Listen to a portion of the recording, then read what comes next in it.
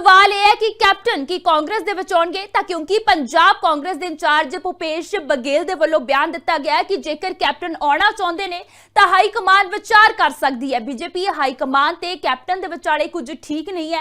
Captain ने एक interview दे विच कहा सी कि पंजाब दे लीडरां तो पुछया नहीं जांदा, बीजेपी ने मैनू भी अप्रोच कीता सी तां पंजाब कांग्रेस दे इंचार्ज भूपेश बघेल दे वल्लों बयान फिलहाल दिता गया जिथे उन्हां दे वल्लों आख्या गया कि कैप्टन जिहड़े ने वड्डे सियासतदान ने 2 बार मुख मंत्री रह चुके ने और जेकर कांग्रेस दे विचों वापस आना चाहुंदे ने तां हाई कमान विचार कर सकदी है। तां कुछ समय पहला कैप्टन अमरिंदर सिंह दे वल्लों बीजेपी नूं लैके भी एक बयान दिता गया सी जिथे उन्हां दे वल्लों आख्या गया सी कि लीडर्स तो पंजाब दे लीडर्स तो कुछ पुछया जिहड़ा नहीं जांदा तां हाई कमान बीजेपी दे वल्लों लीडर्स तो कोई खास गलबात जिहड़ी ओह भी नहीं कीती जांदी। तां इसे नूं लैके हुण पंजाब कांग्रेस इंचार्ज भूपेश बघेल दा यह बयान देखण नूं मिलिया जिथे उन्हें आख्या कि जेकर कैप्टन अमरिंदर सिंह दोबारा पंजाब कांग्रेस दे विच आउणा चाहुंदे ने तां ओह आ सकदे ने।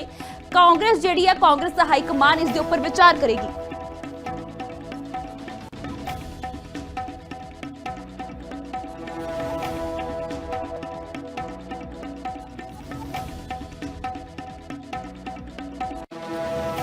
देखिए, भारतीय जनता पार्टी हमेशा विपक्ष के लोगों पे आरोप लगाती है, उसे बदनाम करती है, FIR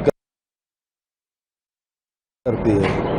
ED, CBI, DRI, IT ये सारे उसके हथियार हैं और उसके चंगुल में फंसने के बाद उसको कहते हैं भाई आ जाओ, भाजपा के पास वॉशिंग मशीन है और उसमें धुल जाओ और सब ठीक हो जाएगा।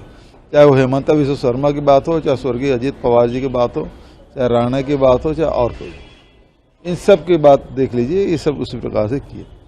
जहाँ तक मेरी बात है तो मुझे अमित शाह जी ने बुलाया, बात की, सीधा मुझे वो नहीं कहा कि आप भाजपा में आ जाओ, लेकिन उन्होंने कहा आपके पास केस क्या क्या है, कौन से केस हैं आपके पास। मैं बोले 2-3 केस हैं साहब, बता दीजिए कौन कौन है, वो भिजवा दीजिए। मैंने कहा मेरे लिए बड़ा सुखद आश्चर्य है कि हम तो विपक्ष में हैं, हमारा धर्म है, विपक्षी धर्म ये कहता है कि मैं जो सत्ता में बैठे उसकी आलोचना करूं और उसके बाद भी आप मेरी मदद करना चाहते हैं साहब, तो ये मेरे लिए तो बहुत अच्छी बात है, सुखद आश्चर्य हो रहा है। तो एक बार और फिर बड़े साहब से मिल लीजिए। उनसे मुलाकात हुई और उन्होंने पूछा था कि भाई कौन कौन से केस है। मैं बोला ये बात है, और उसके बाद मैं चला गया और 8वें दिन बाद फिर छापा पड़ गया।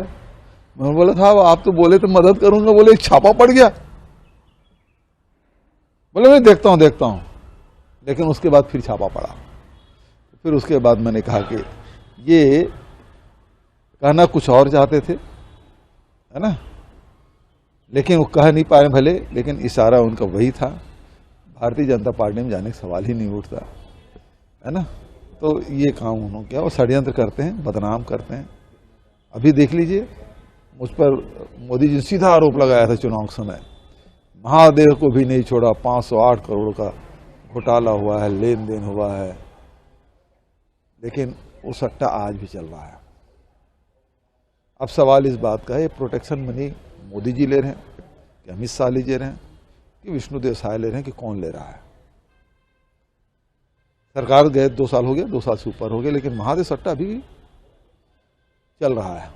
हमारे शासनकाल में कार्रवाई हमने की, अब क्यों चल रहा है, क्या लेन देन हुआ है। तो ये बदनाम करने का काम इनका रहता है।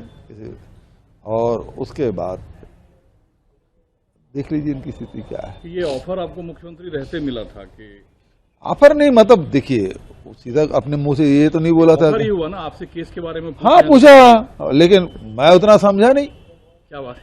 हाँ, मतलब मुझे बुलाया और बिठाया, चाय पिलाया, आधे घंटा बैठे, 1 घंटा बैठे और सब केस के बारे में पूछे और सब राजनीतिक चर्चाएं हुई।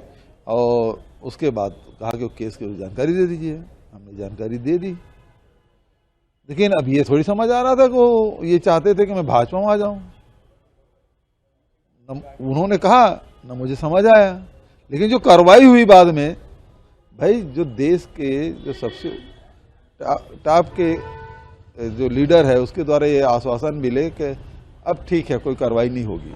आपकी मिलेट्स योजना की भी मुझे याद है, आप एक बार प्रधानमंत्री से मिले। हाँ हाँ, उसी समय की बात कर रहा हूं मैं। ये वही समय है जब उन्होंने आश्वस्त किया था। तो वॉशिंग मशीन में धुलना आपको पसंद नहीं, बिल्कुल नहीं, कोई गंदगी है ही नहीं तो धुलने का सवाल नहीं उठता। आपको कोई पछतावा भी नहीं है? कांग्रेसी रहना ही पसंद था आपको? कांग्रेसी हूं, था, हूं और रहूंगा। अब जो सर अभी भी